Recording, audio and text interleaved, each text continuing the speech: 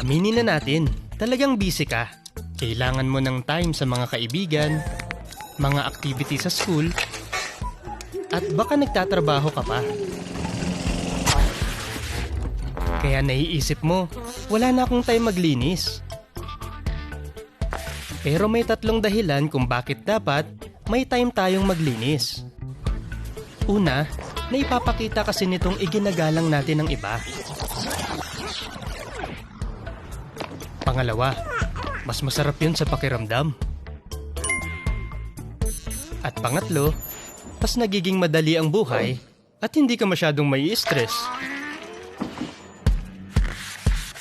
Kaya paano mo gagawin yan?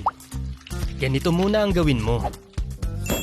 Ugaliin mong maghugas ng kamay, lalo na bago kumain. At pagkatapos mong mag-CR.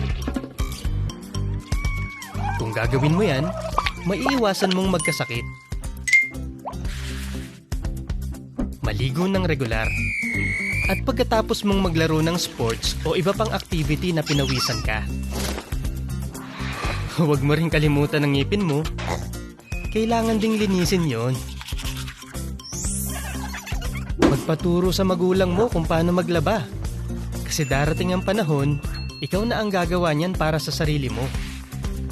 Kaya laging magkaroon ng time para ayusin at linisin ang bahay mo, ang sasakyan mo, at yung iba pang bagay na mahalaga sa'yo. Sabi ng Biblia, naiintindihan ng matalinong tao kung gaano kahalagang maging maayos sa lahat ng bagay. Ang dami mo talagang dapat gawin. Pero kahit busy ka, huwag mong kalimutang maging malinis.